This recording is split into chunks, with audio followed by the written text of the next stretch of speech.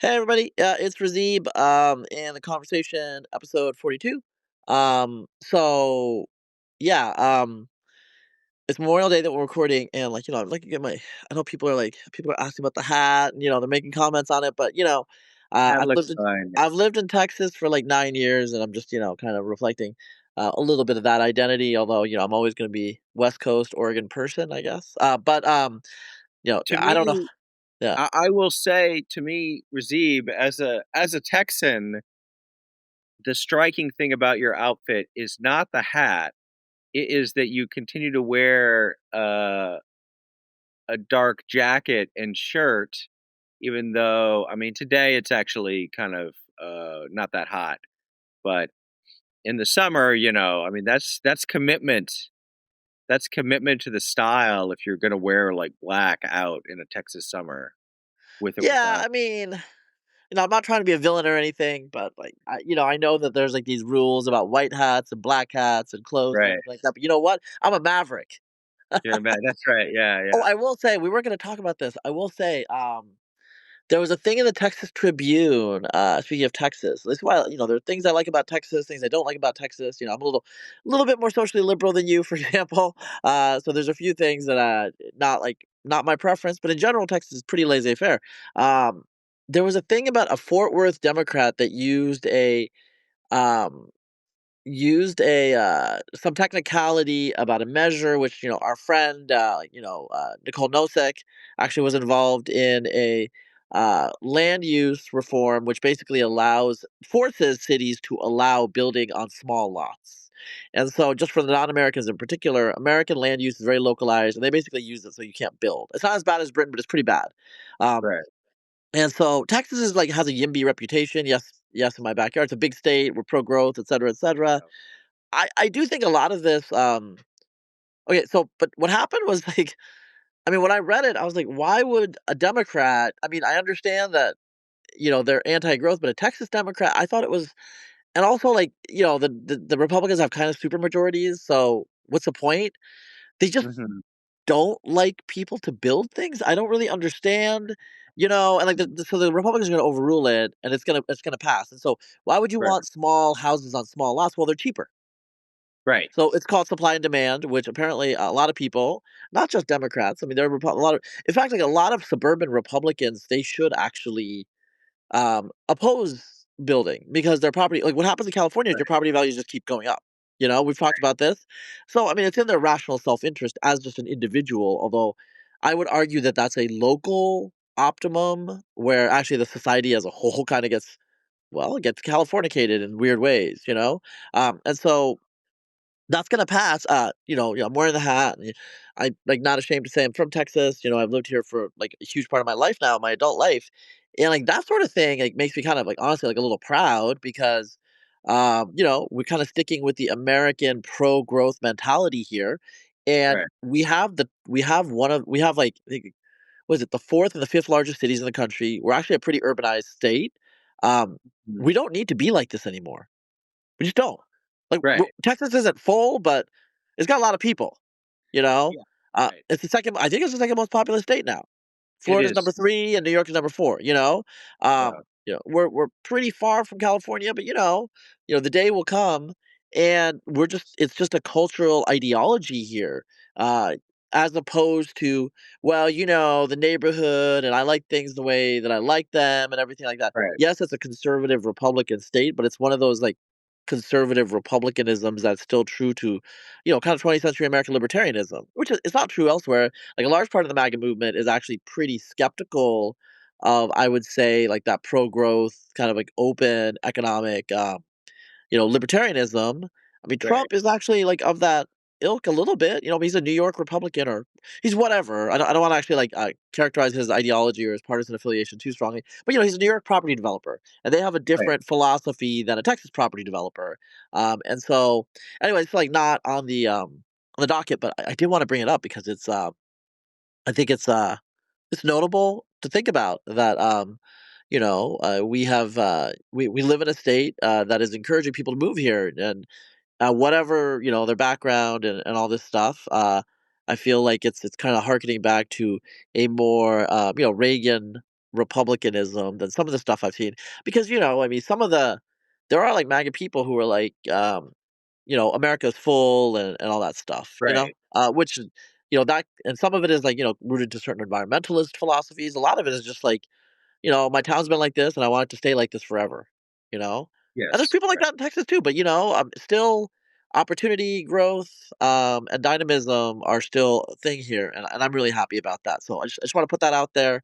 Um, you know, Here in Austin, I will also say, I don't know if I've said this on the podcast, I'm from Oregon, and people in Oregon hate people from California. And growing up, I took it for granted. The nastiness, I didn't really actually understand how nasty it sounds to an outsider, because that's just how people talk about people from California. Like they're subhuman like animals. So living in Listen, it Austin, everybody, like, this is pretty true, I find across like, people talk about Californians that way here in Texas, in it's Arizona, not nearly as bad. and It's not nearly as bad. alright, I'll well, tell you. maybe it's worse, but yeah, yeah, I'll tell you, sure. it's way worse. It's way worse. And so, yes, people talk about, but it's like, a lot of those people are from California themselves who talk about. That's Well, the there's irony. that, yeah, It's yeah. like But I mean, we're, I have heard people sometimes people will say, jokingly, "Hey, look, the real wall that we need to build is not along the Mexican border with Texas, but, yeah, along our western border to keep the Californians out," or something like that, right? yeah. Well, So, so but, speaking of walls and defense and all these things, and like, keeping people out, keeping people in. I mean, kind of like unrelated, but like we need to like talk about. It's Memorial Day that we're recording. Producing content on a federal holiday, and yeah, some people online were saying, it's a great holiday, but it's supposed to like respect, to kind of like remember our veterans, people that lost their lives during the wars. But the wars that most Americans, which is like everybody younger than Gen X, can remember, are not really wars that we're proud about, you know. right, And it's just, I think, people that are older, boomers and Gen X in particular, but especially boomers, I think, they're a little like confused about the situation where the Democrats are like kind of a bit more pro-war, the Republicans are anti-war or whatever, and there's kind of an isolationist mood, maybe like America first, all that stuff. I don't think that we can understand that, or we can like, kind of take stock of that without acknowledging that, the war on terror happened. I mean, most of us know people, depending on your social and economic status, most of us know people that were deployed in Iraq or Afghanistan. mhm, And there are people like a friend of mine. He was atypical in academia, but you know, uh, he knew people. He was in Afghanistan, I think, and he knew people that got killed. Which is killed in war, which is weird to think about people for our generation, where it's right, volunteer army and like the mortality rates are pretty low. But you think about it, like tens of thousands of American soldiers died in Iraq and Afghanistan. Tens of thousands. That's not nothing. yeah, People will know people. People will see things, and this doesn't include the toll on the native populations, which, like, candidly, we have pretty good message control compared to Vietnam. There's a lot of messed up stuff that almost certainly happened, just in the fog of war. And we don't know right, all of the details. And that's like, that's on us, but it happened to other people. But I think most Americans understand that, especially those, in my experience, that actually went there. They know that a lot of messed up shit happened. And they're right, not excited about it. They're not proud of it. And also, why were we there? Taliban's in Afghanistan. right, Iraq is basically, a Shia religious democracy now, which is a little bit of Iran's Kaspa, Iran's proxy a little bit.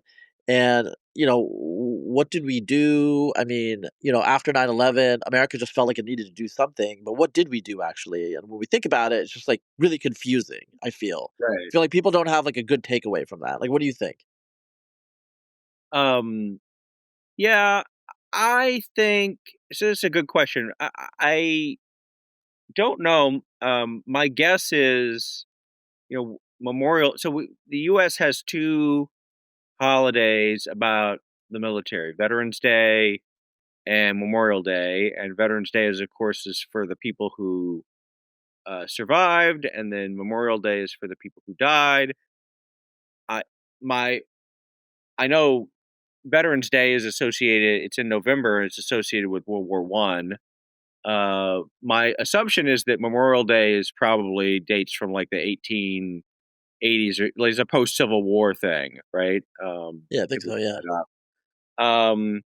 So, I mean, right there, like, whatever you thought about those events, and, I assume that, like, people on it became a holiday, for the people on the winning side, on the Union side or whatever, but still, it's not gonna be. I don't know, it didn't seem like it could be that fond, like, you're remembering the people who died in this war. Okay, it was to preserve the Union, yada, yada, yada, but you are fighting your fellow countrymen, you know? Um, so that's Yeah. gotta leave, like, a bit of a bitter taste in your mouth. Like, it's not a time, it's not a occasion for, like, rah-rah type of stuff It should be a necessarily. sober day. It's It supposed to be could a be sober right, day. Yeah. right, yeah, It yeah, should be a sober day. But I do feel so, like, as you're saying, it was, I think the first Memorial Day I'm looking at Wikipedia says, like, 1868, but it really spread state to state, like, in the late 19th century, so it's obviously a Civil War thing. yeah, The Civil War was horrible, and but, whether you agree or not, you could say, like, it was a justified war insofar as, 1, preserved the Union, and 2, obviously liberated the ended slavery. sure, So it's like, there's a little bit of, I mean, like, of course, if you're a Southern Confederate who actually, I don't know what the psychology of Southern people in the late 19th century were, because, like, they never reinstituted slavery, well, they couldn't right, be legally, but still, but I think they were over it at that point. Um, but it was for a particular cause that's legible to people. And I think what has happened of late in the 21st century is, you start out with 9/11, which is like a clear and distinct event, right. and with a clear and distinct protagonist. And Mhm. then over the next, like, 5 to 10 years or so, everything kinda it's spread out from that core into, like, this mission creep of, like, all these different things we're doing. Yeah, And, Obama was clearly, in his heart, an anti-war Democrat of the old school, like, kind of a yeah, peacenik type. But still, even he couldn't really turn it around in his first term. And they stayed in Afghanistan. Like, his pivot away from Iraq was, we're going to go to Afghanistan, which a right, little bit from the frying pan to the fire. Everybody who I know who has, I don't know that many people, but people who I know who's, like, aside from the first, like, the siege of Fallujah, the first couple of years, Afghanistan was more psychologically traumatic, actually, if you're a soldier there, than Iraq, because Iraq right, is mostly an urban environment and stuff like that, whereas Afghanistan, you're out in these rural areas where everybody could be against you. You know? right, right, yeah. Yeah, I think, I mean, one thing I would say is both Iraq and then also Afghanistan, the military conflicts that the US has been involved in this century have not ended particularly well. They're not particularly popular. We don't really think about the conflicts in those sorts of terms.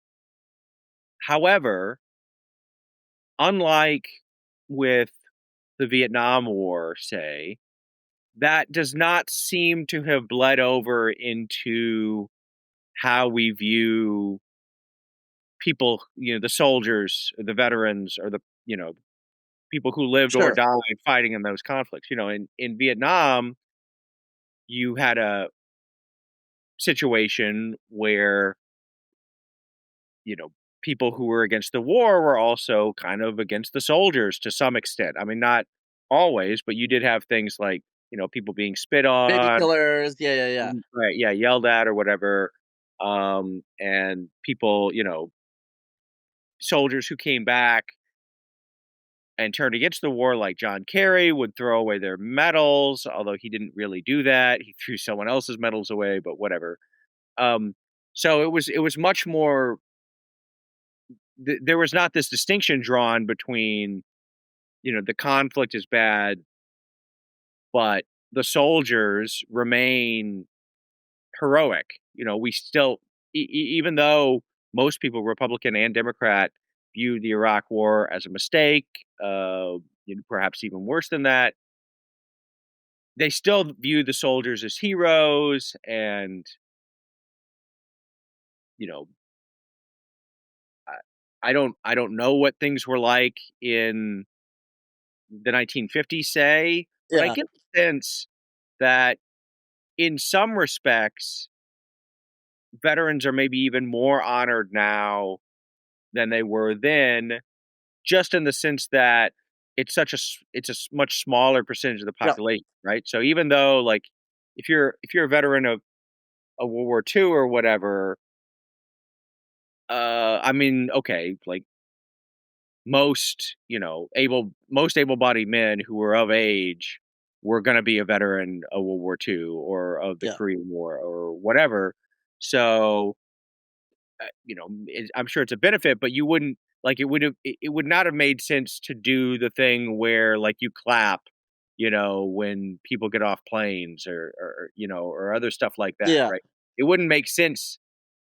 You just have to keep clapping. You just have to keep You just clapping. gotta keep up, right, yeah. It would make no sense for someone to say, "Thank you for your service," right? Because it's like, well, we all served or like, Yeah, the whole nation of men of a certain age, like, were right, all mobilized in World War II or the Korean War. And just yeah, to be clear to non-Americans in particular, I know I say that all the time, but, the things we take for granted. Most Americans know that conscription, the draft, was happening during the Vietnam War.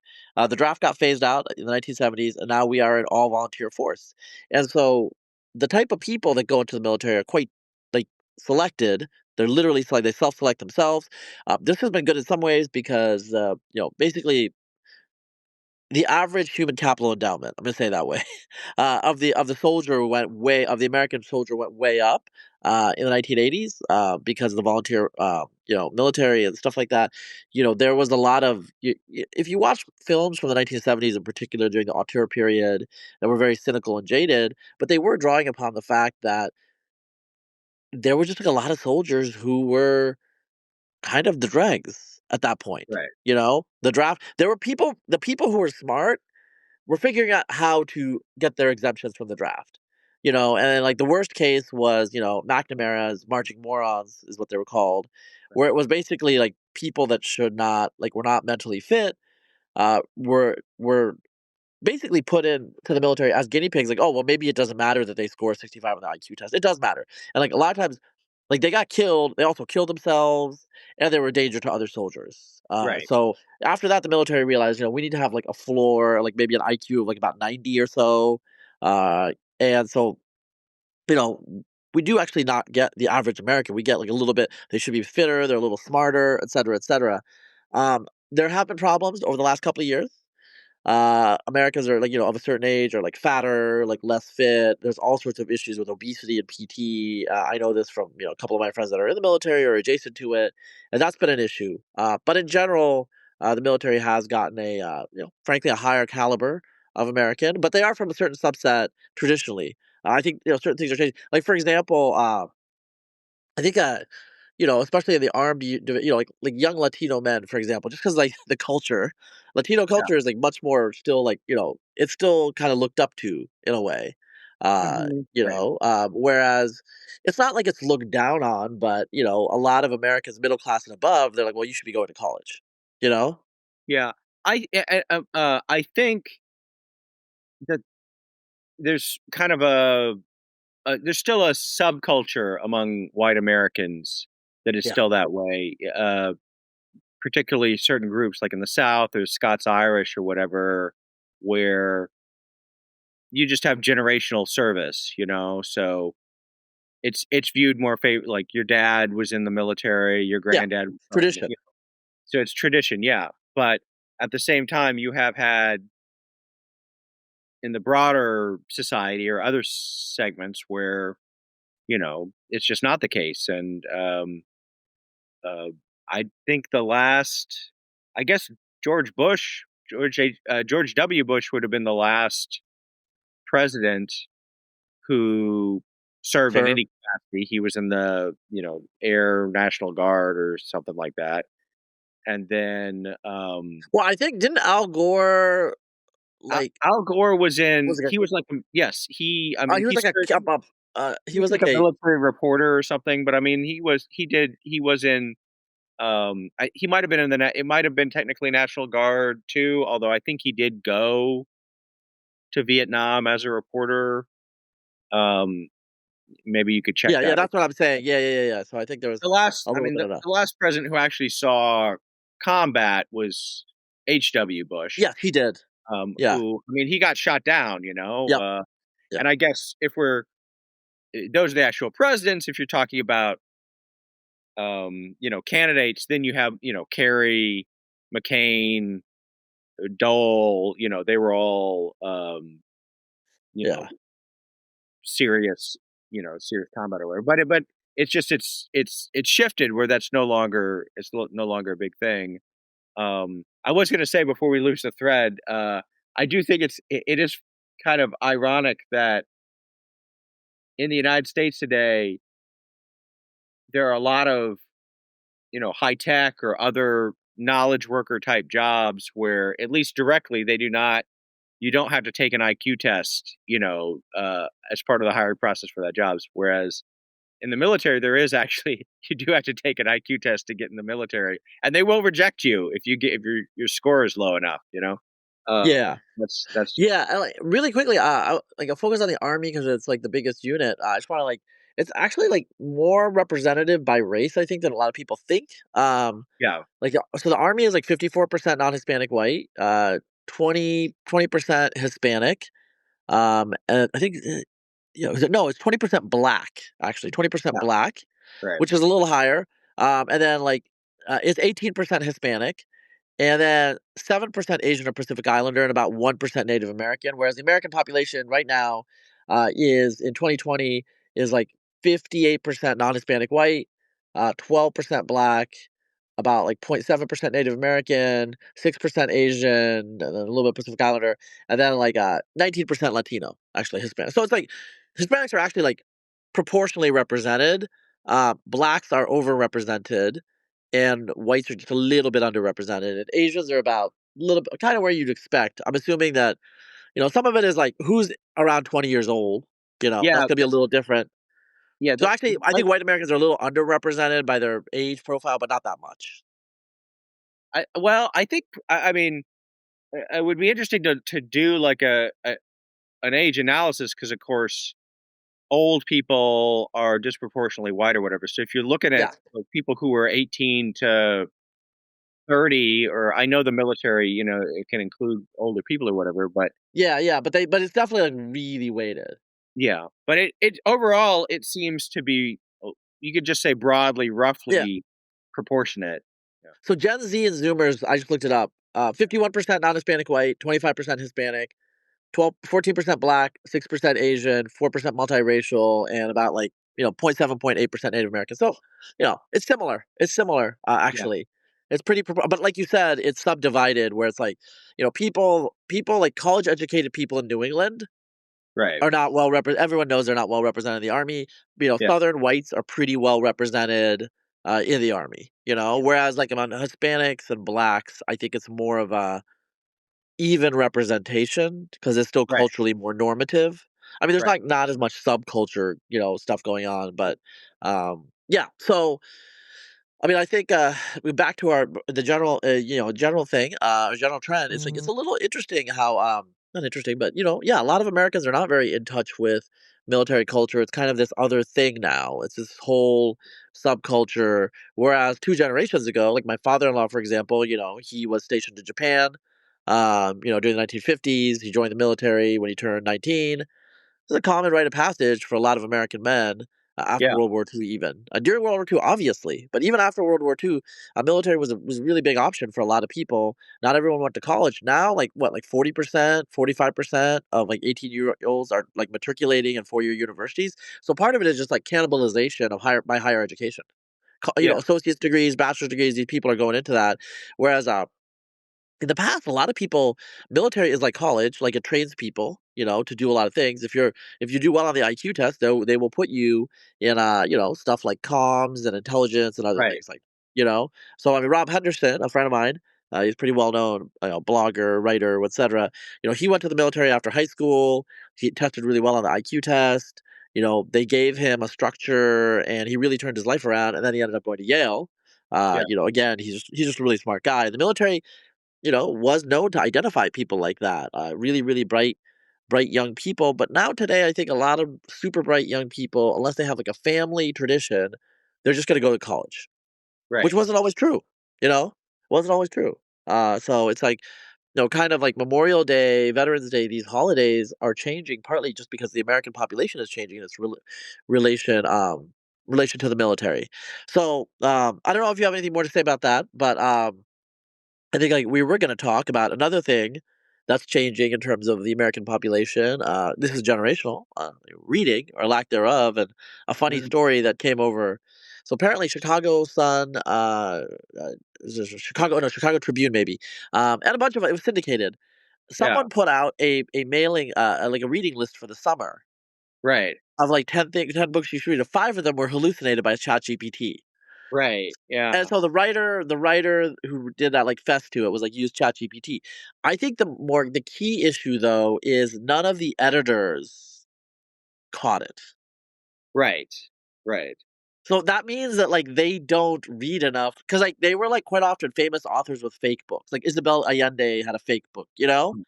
So Yes. these are, I if mean, you're familiar with these authors, you would have, like, immediately realized something wa and in fact, like, I looked at the list and I'm not, like, super into literary fiction, to be honest, because it's more literary fiction, and I yeah. remember, like, thinking, "Wait a second, I never saw this on Isabella," because Isabel Allende's, like, biography, you know what I'm like, there are certain authors where they're always prominently placed in bookstores. Mhm. I've never read an Isabel Allende book, but, Yeah. I've seen her books always prominently placed in bookstores, and so I would have recognized them, and I didn't recognize that book, I think that was listed, right? Yeah. It's kinda weird, like, people are just, did people ever read? Maybe it's just easier to catch. Right. Well, yeah, yeah, yeah. I don't know. I mean, to defend the not the person who generated that list or whatever, uh, which there's a weirdness there in that you're using AI to generate this thing. It's like you want people to read, but you're not willing to go through the trouble of actually making a real list or whatever. But uh, I think even if you are I think it's easy to understand how this might have slipped by other people in the editorial process. There are a few authors that I know really well where I could tell you their entire publication history. And so if there was a book by one of them that was fake that I saw, I would say, well, wait a minute, that's not a real book by them. But for most authors, even authors that I've read some stuff by and like, I can, it's unusual to have like a comprehensive knowledge of their oeuvre such that you could say, hey, there's no such book by that person. Yeah, Um, that's like fair. That's fair, you can always wonder. Yeah, yeah, yeah. yeah, even if you could be like, oh, this is just some lesser known novel or some of the people are still publishing, I guess. So you could, oh, maybe it's something new or whatever. Um, it is. I think it does kind of tap into other trends. For a second, when you started this, I thought you were going to be talking about something else, which is there was a study recent. I think it was at Columbia, maybe it was at a Chicago University or whatever, about college students and reading comprehension. And there's a lot of stuff now about students being unable to read, not in the literal sense of if you put a piece of paper with words on it, they can't tell what it says, but in the sense of they're not used, like you assign them a book to read, The Idiot by Dostoevsky, say, right? Or, um, A Tree Grows in Brooklyn. I don't know. And they're like, oh, this is too much. I can't do this, so on and so forth. And then the most recent study from last week, I guess, had to do with students being given some paragraphs from Bleak House and trying being asked to make sense of what Dickens was saying in the opening to Bleak House. I don't know if you saw this or not. It was discussed in various chats, but you have a job. Yeah, yeah, and there's Uh, screenshots and all. yeah. Yeah. And part of it, so the students in this study, I think, were asked, they were given the paragraphs and then they were asked to kind of paraphrase in modern language. So what is he saying? What is the author saying here? What is the author saying there? And they were almost none of them were able to do it to a substantial degree. Part of the issue, I think, with that particular passage was, that there was language about how it was something like it was very muddy, as if the waters had just receded and you might expect to encounter a megalodon, right? So basically, I think what was tripping people up was they didn't know about the flood. They didn't know about Noah's Ark. If they had known about that, then they would have been able to make the connection. But to them, they're like, megalodon, what does that have to do with mud? Yeah. I mean, this is a thing that has been going on for our whole, I guess, uh, lives where, people have been complaining that the kids are stupid today.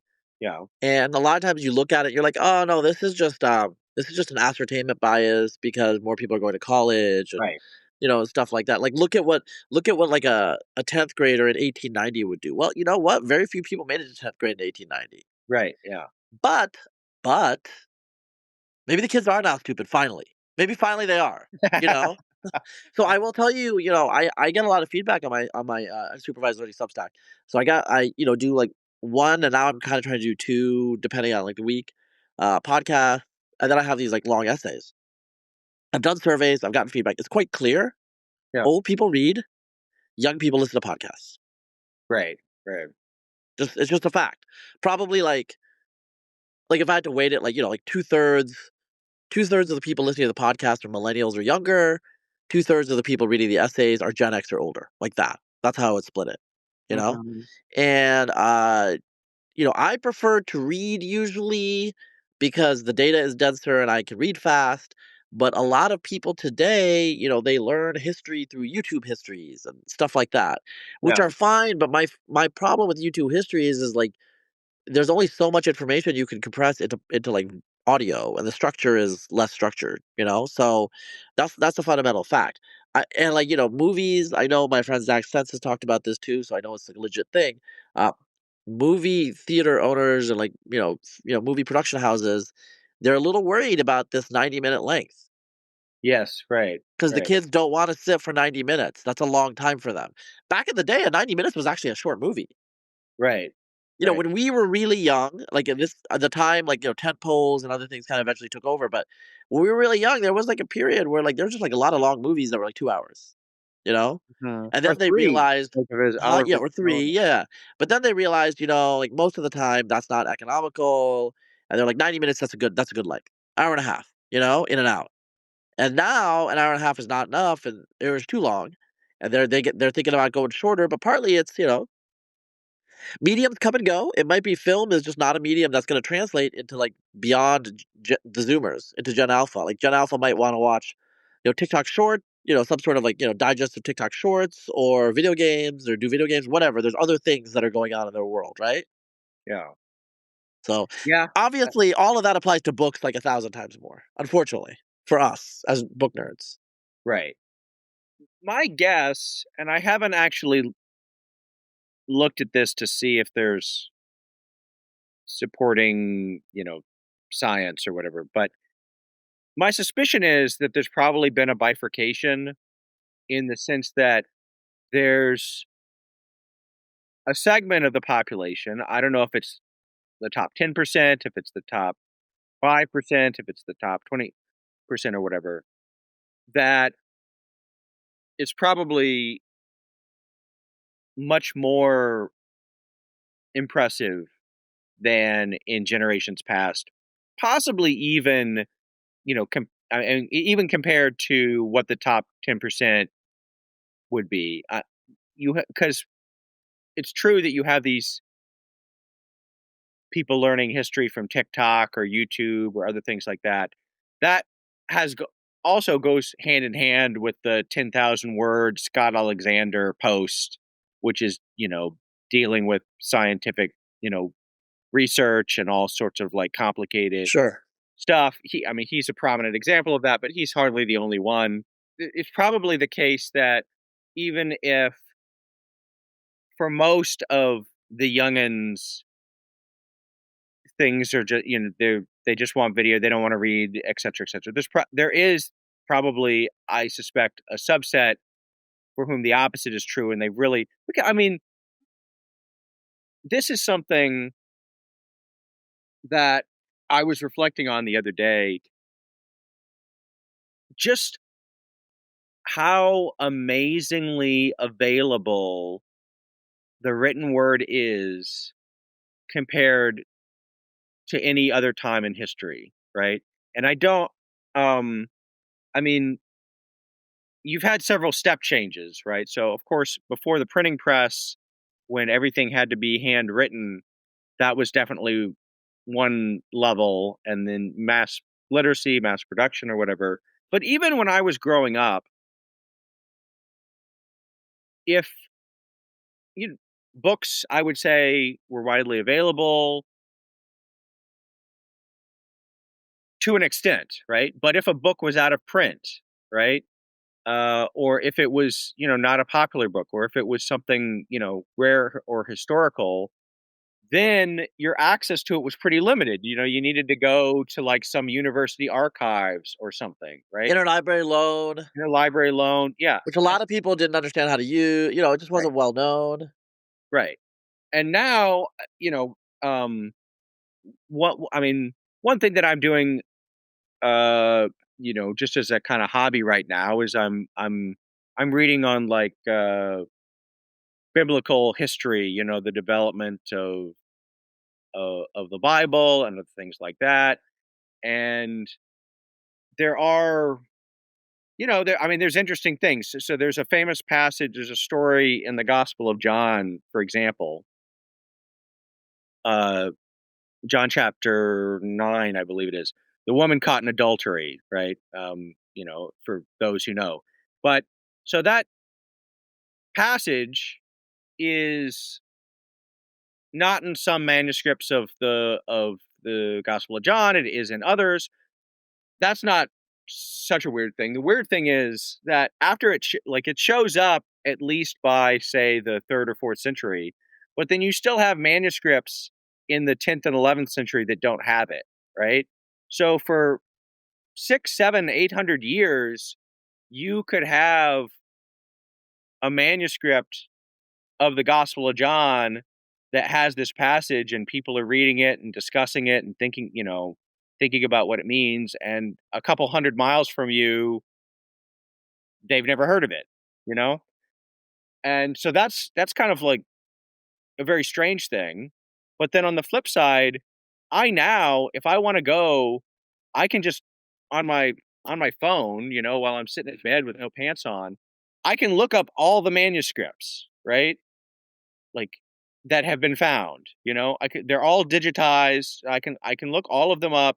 I can look up most of the secondary literature, on Internet Archive. I can look up, all sorts of stuff, right? So that's something that even 20 years ago would have Well, been okay. difficult to do. Yeah.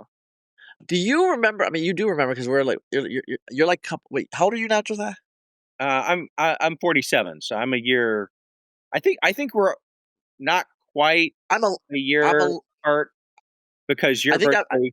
Yeah. yeah. Um, So my birthday is like, let's just say, like in January of 1977. right, and I'm March of 1978, so we're 14 months apart, I guess you could say. Yeah, yeah, but so basically we remember.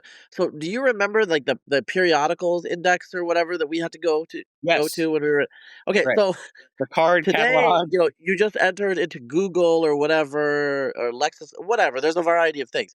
Yeah, Back in the day, you had to go to this like long catalog of books that were like published every year that right. had like all the articles, and you would like look through these books and finding books, finding bibliographies.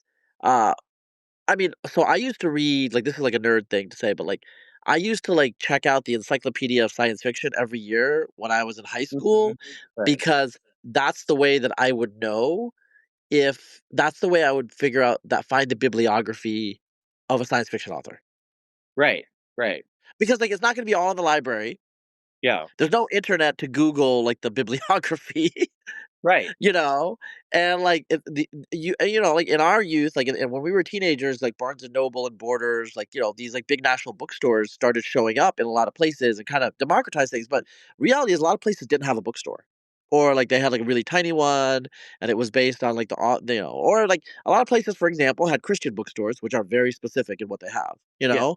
Right. I mean, they'll have some national, like, normal, I would say, secular books, but, like, very, very, very, like, generic books, and obviously, I don't know, I've never read John Grisham, but I'm assuming that they'd be too violent, you know? Yeah. So, it would be, like, a very, like, subset of books, and, like, the Christian bookstores would be, like, a little bit subsidized, I think, by the church or, like, just some religious person because they obviously want the Christian books, you know? So you'd Right. have a Christian bookstore in small towns, like, my town had a relatively big Christian bookstore and then, like, a very tiny independent bookstore, like, small town of 12,000 in Eastern Oregon that had a university, had a tiny independent bookstore, that was basically, like, I think that independent bookstore is the size of my small apartment in Austin, you know? Yeah. Right. That's what it was. And so, we still remember a time where all that stuff wasn't accessible. And now, like I'm reading a book about Indo-European lexicon and linguistic paleontology that's some academic put the PDF free. So you can usually get a Mhm. free Right. PDF of most academic books. Like the academic themselves will usually send you if you email them. Like yeah, like it's $150 to get the print version, but the reality is the academic just wants the book out there. The $150 is subsidizing the university presses, like editors and everything like that. Right. Because like the books are just like very very low circulation. But now like this like fat tail, this long tail, you have all these low circulation books that you can read if you're a nerd. And so what you're talking about is you're having a kind of like diversification of kind of like the information consumer ecosystem where in the past Right. so I think Steve Saylor said this years ago when he was like reviewing like Gods and Generals, which I think was a Civil War movie. And like all these Civil War, like all these people back in the day, they would like quote the Bible and people would be like, wow, like they know like the Bible just like that. But the Yeah. reality is like they might have like had two books Right. and they Yeah. read those books all the time. Yes. Yes. Like, it was been the Bible and maybe, like, some popular novel, maybe Dickens or whatever, or, Right. like, Robert Louis Stevenson, and so they know these books really well, and, but we don't understand this because like, we read people read books one and done, and, a lot of people, they read most books that most of the reading public is, like, what's could be consuming genre, like romance, Mhm. mystery, crime, and science fiction, Right. you Yes. Right. know? Right. Right. Right. And when it comes to nonfiction, they're really reading a lot of self-help, like, well, I mean, I was okay, like, sometimes alright, sometimes you date people who are different. I'm not saying this. Josiah knows who this person probably would be. But anyway, like, the very nice person, and, they read a lot of self-help books, because they read a lot. And I was like, Right. "Wow, yeah, this is what reading a lot to some people is." Whereas, like, self-help and psychotherapy books. So that whole genre of books, like, I don't read.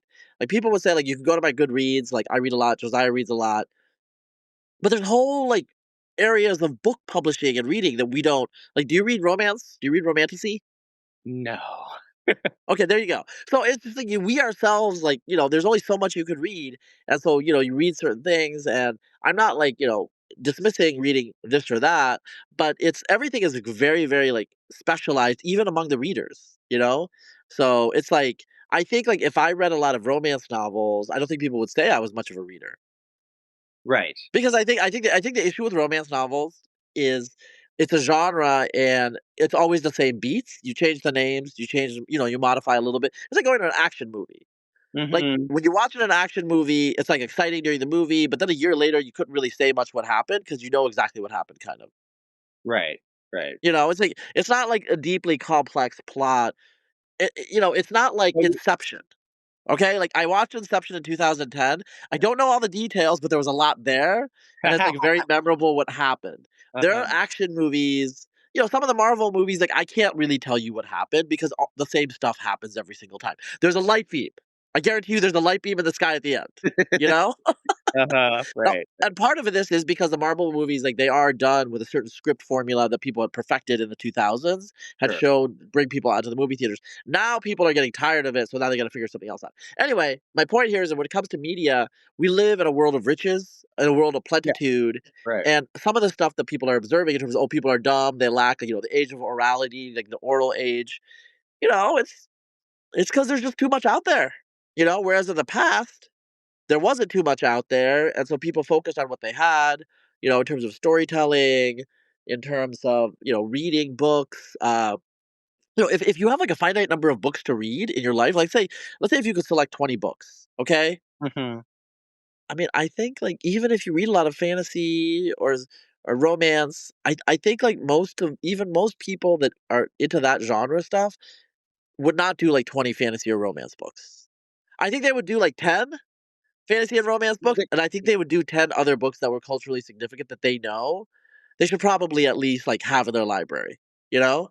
Right. I mean, they might, And so I depending on the person, they might, I can imagine, uh, I'm sure there are people, I know there are people who reread The Lord of the Rings yes. every year or every other Yes. year. Yes. Um, we actually have a mutual, of ours who was telling me the other day, there's this, the three body trilogy, the three body problem. And he had said that he's read those books. I think he's read Three Body Problem 8 times, and then he read the sequels, Dark Forest and Death's End 9 times, right? And those books have not been out, and he basically reads them every year. So there's some people, some books that are like that for them, and probably that was more likely to be the case when there were many fewer books that you could just find something that you could reread over and over again. Yes. And it would, I mean, people, I mean, similarly there are some people who just rewatch movies over and over again. I mean, that they can Well, quote, and they can sometimes quote yeah. dialogue. You could, in the same way that Yeah. people could quote the Bible, they could quote dialogue. See, I'm not a big Lord of the Rings person. Otherwise, but I bet if I quoted some line from Lord of the Rings, you might be able to give me the next line, or if it was some famous speech, Yeah. like Men of Rohan, whatever. What the dialogue with Samwise about, I wish we didn't have to do this or whatever. I don't know. So that stuff, and I will say also, I mean, we've seen it even in this podcast recording. Like earlier in the podcast recording, I said, "Oh, Memorial Day. I think that probably, I don't know, but seems like that probably arose after the Civil War." And we could just look it up and be like, "Oh yeah, Yeah. it started in 1868." And even 20 years ago, you would not have been able to do that if we were having a conversation and someone said, "Hey, when did Memorial Day say?" We'd be, unless you knew. So like there was a certain type of person who was kind of like a walking encyclopedia, and that sort of skill was maybe more in evidence. There was a person who could be like, well, actually, the Memorial Day was officially established, and blah blah blah blah. But for otherwise, you'd just be like, I don't know, or Yeah. someone would say like, no, it was World War II. That was when it was. Yeah. And, you could have like there was a whole genre of arguments that just don't happen anymore. Because they're the sort of things where you're just like, well, we just look it up right now. You could look it up We and know. what We the answer know. is. Done. Yeah. And so that could be very useful. We've made recourse to that many times, even in in the history of this podcast. It does. I think the one danger that I see, and this is one thing where sometimes you see blind spots, even in people who are really smart and well read or whatever, is there's certain subjects, especially like history or other things, where they just don't have enough facts. There's a huge amount of facts that like in education, traditionally, part of education was just you fill the kid's head with lots and lots Yeah. of facts, and then later on, you they can build off that, to draw connections to other things. And to some extent, since you can kind of just look anything up, I think people get the idea that they don't need to know as many facts. And the truth is, while you can get by to some extent, Yeah. actually, if you don't already know a bunch of facts, you're gonna be Yeah. easily led astray because you won't know what you need to look up and what's plausible, what's not plausible, uh, you know, things like that, right? Um, Yes. Yes. Yes. so that Okay, so I think this is I mean, I think this is part of what like Kant would call like what is it like the synthetic a priori.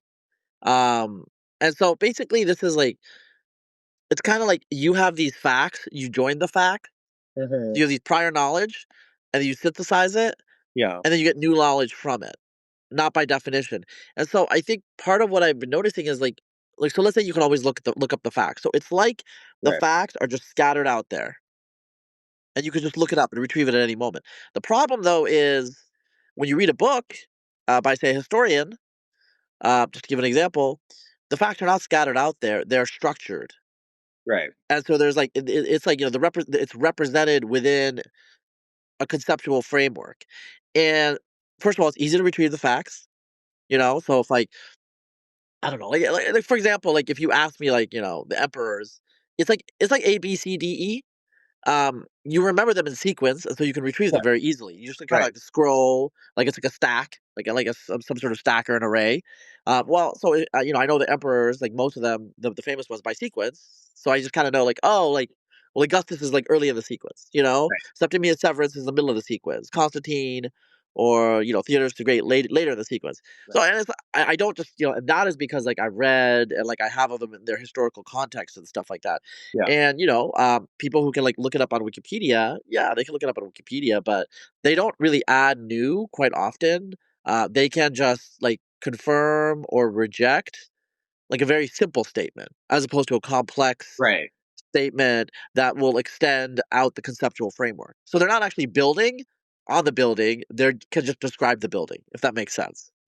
Mhm. And so I think like that's what like the lack of reading is doing uh, to the youth. Because like I do think their ideas are getting simpler, candidly, Right, because they have like these like bite-sized chunks without the structure. So a 2-minute TikTok is less informative than a 1-hour podcast is less informative than a 5,000 word essay.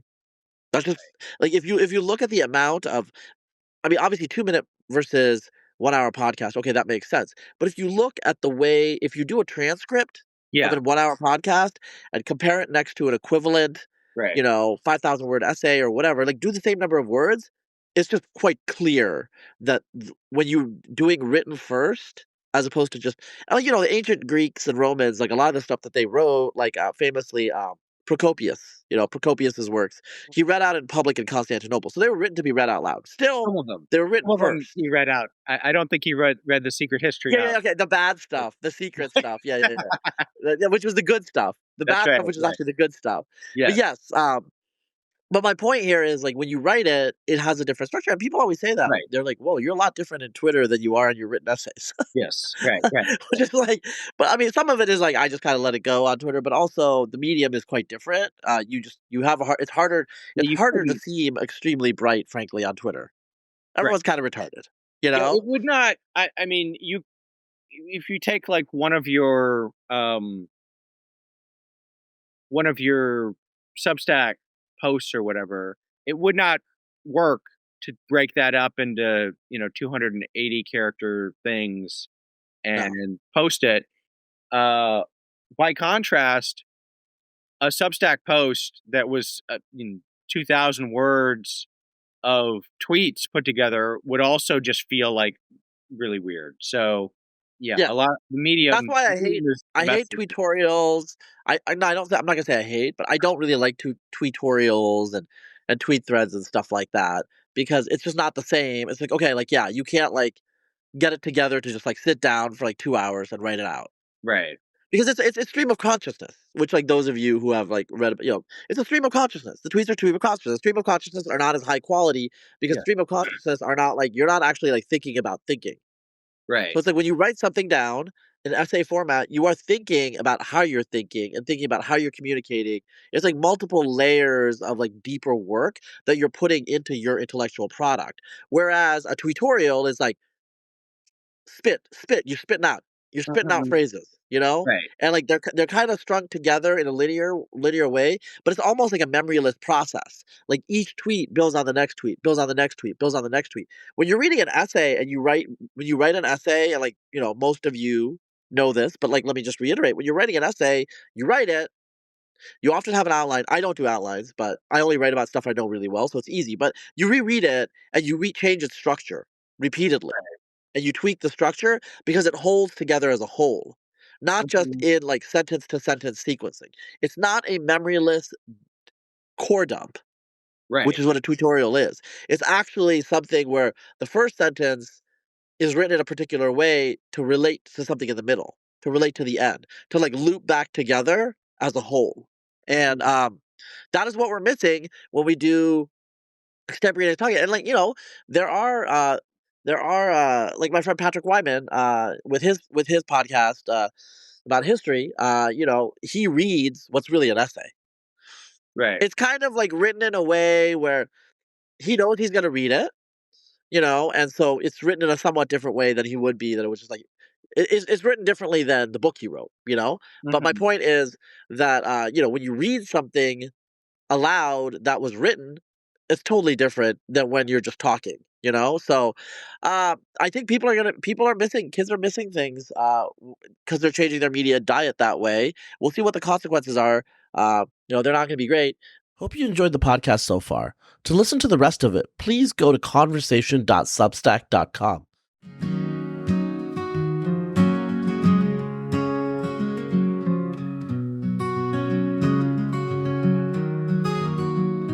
Two minds met on a summer's eve, each with truths they'd long believed. Words flowed like a winding stream as hours passed in deep debate. And after all was said and done, they found a thread of common ground. In listening close, they came to see a shared humanity.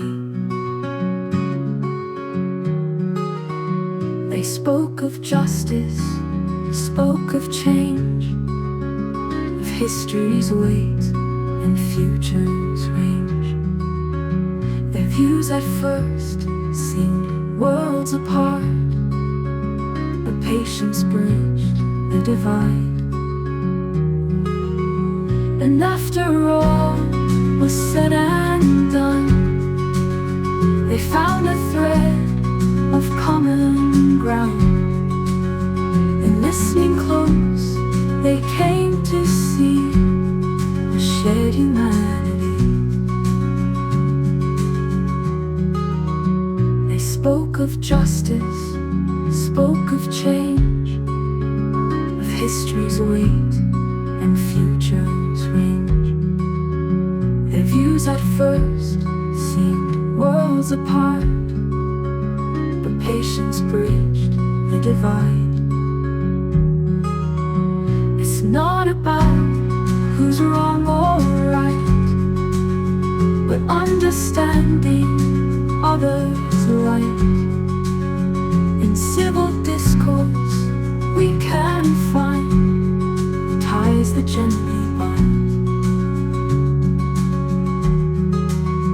And after all was said and done, they found a thread of common ground. And listening close, they came to see a shared humanity. As dawn broke soft on dewy grass, they smiled and shook hands at last. two souls enriched by reason talk, united in respect. And after all was said and done, they found a thread of common ground. And listening close, they came to see a shared humanity. This folk song captures the essence of a long, thoughtful discussion between two public intellectuals.